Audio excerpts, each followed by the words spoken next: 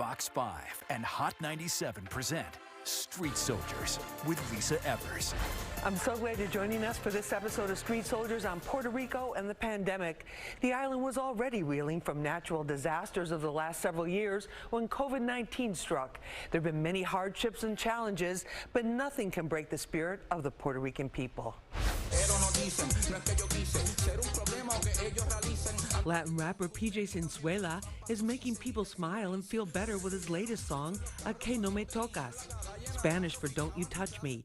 But his main role since COVID-19 began has been to make people feel better through medicine. He's an emergency room doctor, pulling daily 12-hour shifts in Ponce, Puerto Rico. So it's been a hard year. I've learned a lot, but it's been very hard not to be able to.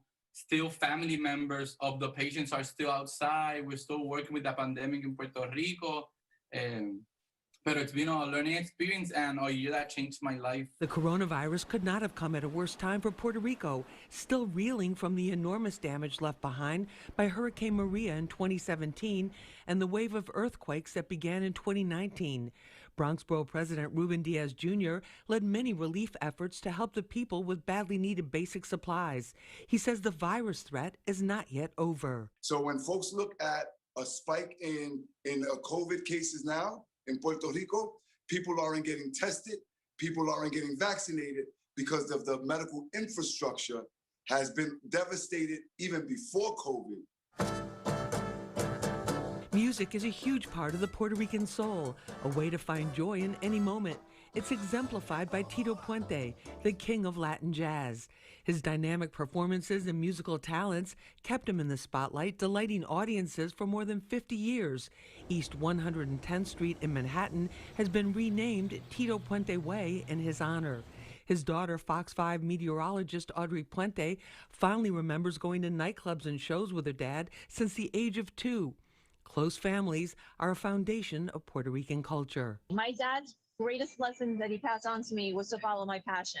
He told me from a very young age, figure out what you love to do and figure out a way to be paid for it, and you will never feel like you're going to work a day in your life. Let's take a closer look at where things are now with our panel. Joining me for this conversation, Audrey Puente. She's Fox 5's meteorologist. She's also Puerto Rican heritage, and she is the daughter of a king, the king of Latin jazz, the one and only Tito Puente. Audrey, great to have you with us. Great to see you, Lisa. Thank you for having me. Thank you so much. Also joining us is Bronx Borough President Ruben Diaz Jr. He has been a longtime supporter of the Puerto Rican community here in New York and also in Puerto Rico, led many relief efforts, and also has been a key factor in educating people about some of the stereotypes, some of the myths, and also what he says are the legal injustices that the people in Puerto Rico are facing in terms of their representational rights. So let's get started with this right now. Ruben, I want to start with you. As we look at the Puerto Rico going into the summer of 2021 after the pandemic, what do you see as the biggest challenges? Because it's almost like people are faced with this choice of let's get to herd immunity, let's put the pandemic in the past, but it's not in the past yet, and let's open up the airports and everything so that we can have tourism back and the money flowing in again. Where do you see Puerto Rico right now? Puerto Rico is, and speaking to my family and just being there last month, they're hurting pretty bad. We think that we're hurting over here, and we are, but understand that we're only dealing with the aftermath of COVID. Puerto Rico is dealing with COVID on top of a financial crisis that has been around for years. And then on top of that, they had Hurricane Maria that, by the way, killed more Puerto Ricans than COVID has and devastated their economy more than COVID has. $100 billion worth of loss of economic development on Maria, that is, with Hurricane Maria. And then they had the earthquakes. We've never seen a place where you've had score of earthquake in a matter of months. So COVID is just adding on to all the things that they've been trying to endure over the last almost decade already.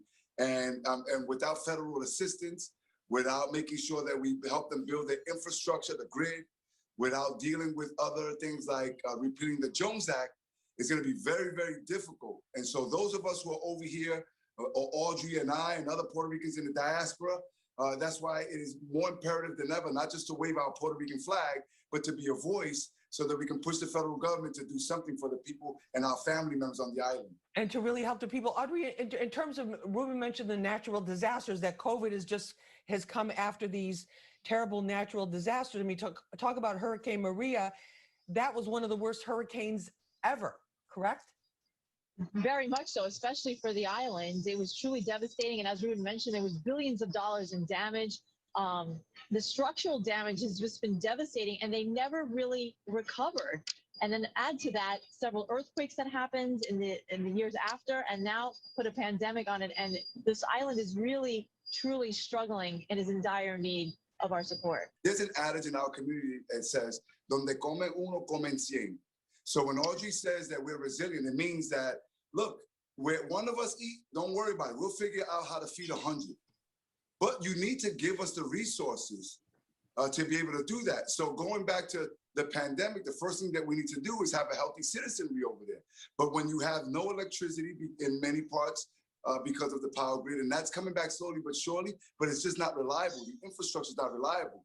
When you have the very little equipment, when you see an average of one doctor a day for the last 4 or 5 years leaving the island of Puerto Rico, when you have the infrastructure of the hospitals where buildings have to be condemned because of the earthquakes, that's, again, all a recipe for pain, poverty, and debt and despair.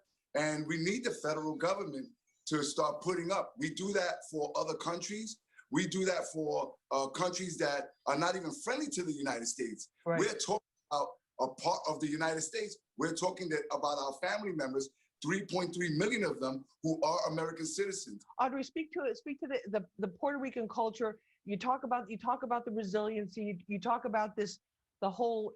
One of the things that always has struck me is the generosity. It's like, even if somebody is very, very poor, you go to their house, they're going to offer you food. Like, if something happens, they're going to figure out a way. They're not going to say, well, you know what, I can't order that part and have it delivered by Amazon, to my doorstep tomorrow. We're going to see what we have right here. We're going to find a way to make it move, whether it's a car, whether it's, something. Right. Our Boricua brothers and sisters will find that part. But we know somebody's cousin who has that part somewhere, and it will be delivered for sure.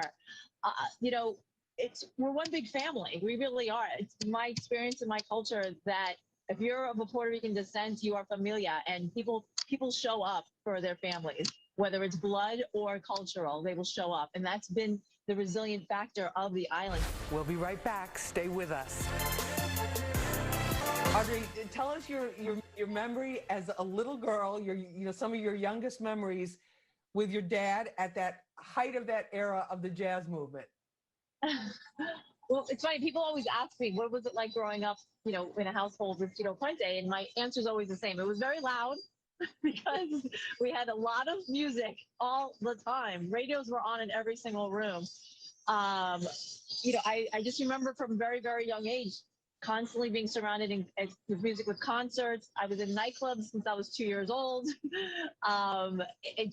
It was a very vibrant, lively, and colorful childhood for me. And what were some of the things that you feel you adapted from your dad? Because you're you're very humble, but you're a trailblazer in your field as well. Thank you for saying so. Super easy. My dad's greatest lesson that he passed on to me was to follow my passion. He told me from a very young age, figure out what you love to do and figure out a way to be paid for it, and you will never feel like you're going to work a day in your life. And that's evident for me every single day. I'm a meteorologist, which is my passion, is weather. And I go to work every day, truly grateful that I get to do what I really love. So much so that I would be doing it for free. Just don't tell the boss that. I feel the same way. I feel the same way. When you love it. So there was no pressure like, okay, you're going to be a singer, you're going to be a dancer, you're going to be in. It was basically like, do what you love. None of that. In fact, I can remember our Thanksgiving and Christmas dinners with the entire family. My father, for lack of a better way of saying it, I would say sort of discouraging us and to enter the music industry. I was the only one that listened because everyone else in the family somehow interjected themselves musically. While I played instruments growing up, my industry is completely different from where the rest of the family kind of entered into. Ruben, one of the things too that has always struck me about the Puerto Rican culture is the family, the concept of family, and of course many cultures, we have our families, we love our families, but it's a very unique manifestation in the Puerto Rican community. Tell us about that. To us means everything. And it's not only the nuclear family, but the extended families. We say things like primo hermano, where it's your cousin, but it's just like your cousin brother, your cousin sister. Like you grew up with your extended family to the point where your cousins were just as close to you as your brother or your sister, as your siblings. Whenever you have a dinner or after church, Thanksgiving, Saturdays, everybody comes over. And again, you come over to somebody's house without even an invitation, and no one is offended by it. We grew up, Audrey speaks about Tito Puentes, God bless him, giant to us. He raised us also.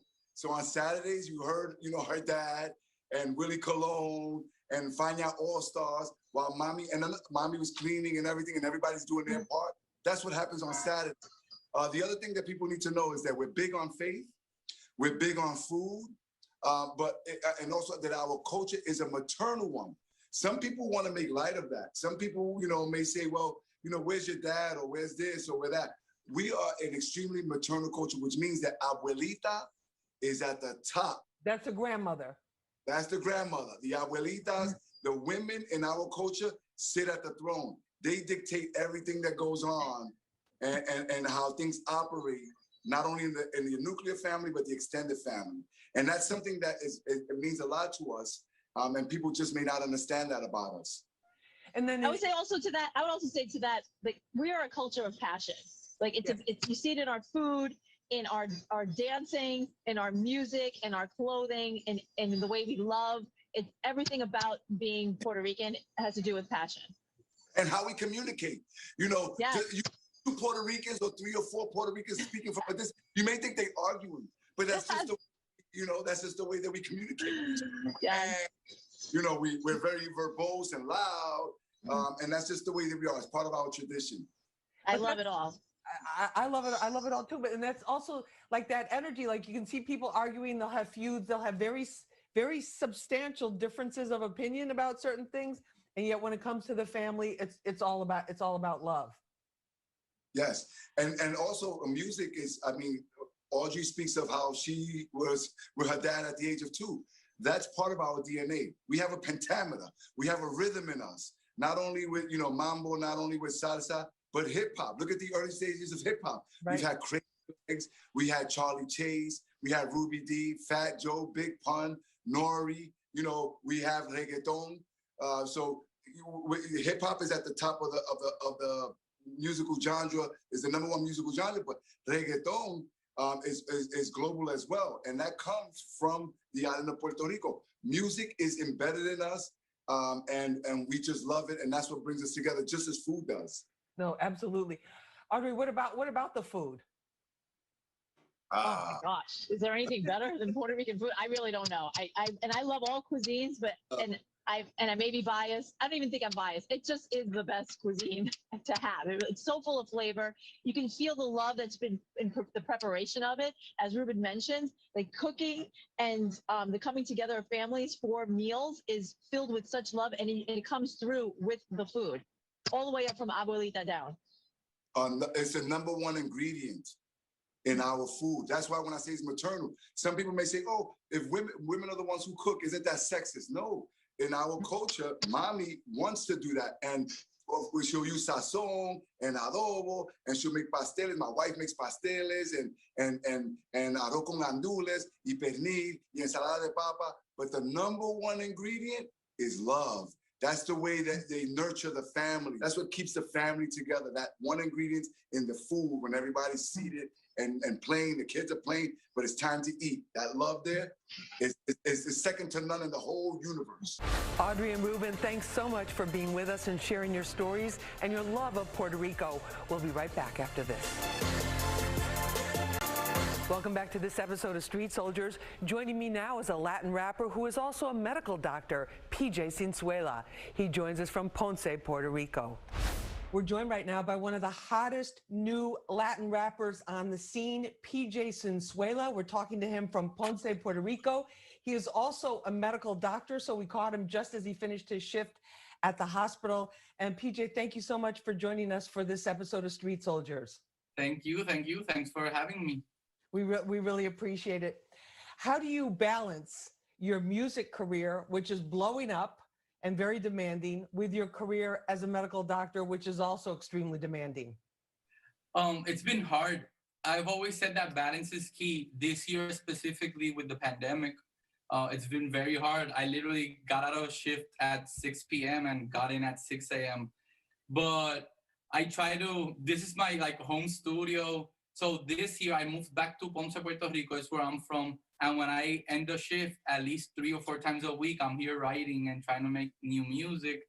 And I'm done in the hospital the 30th of June, because I was there for a whole year working from Monday to Saturday. And I graduate as a general physician.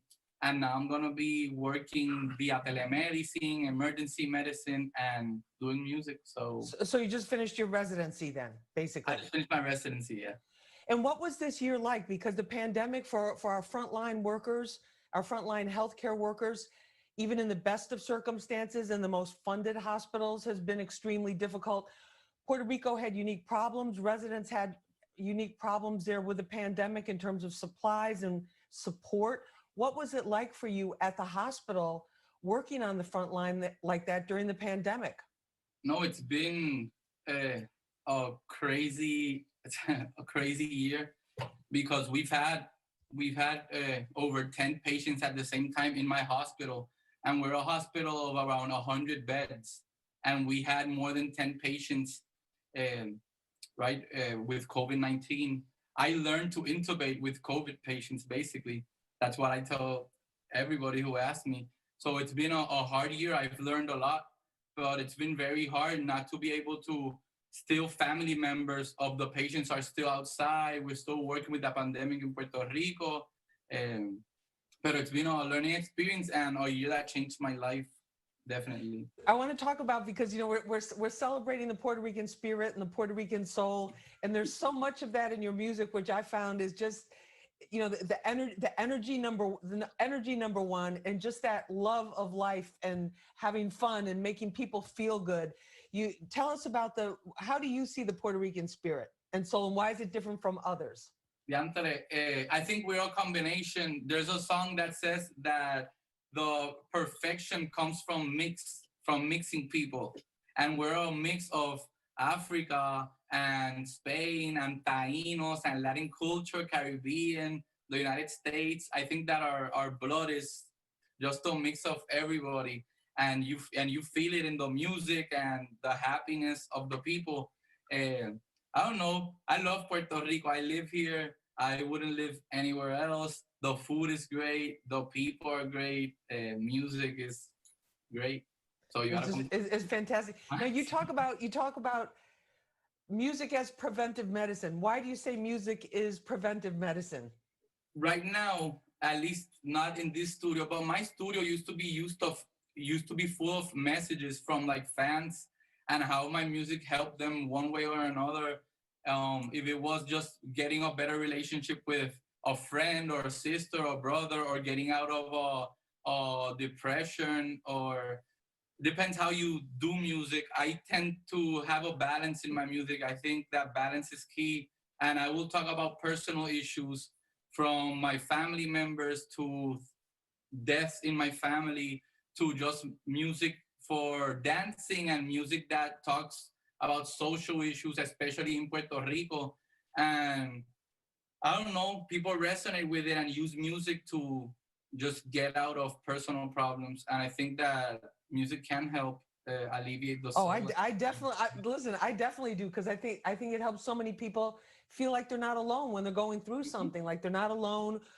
Other times it can just help you lift your mood and lift your, put a smile on your face, get you moving, just change the whole vibe, Easy, definitely. Both. You you can, maybe you think you're alone in some issues, and you know another person is writing about the same thing. So you know you're not alone, which is true. And see, from helping you to exercise or to laugh, music is everywhere. Thank you for joining us for this episode of Street Soldiers on Puerto Rico. If you'd like to share it or see it again, go to our Fox 5 NY YouTube page. And remember, use your mind, it's your best weapon. I'm Lisa Evers. Let's push for peace, love, and justice for all.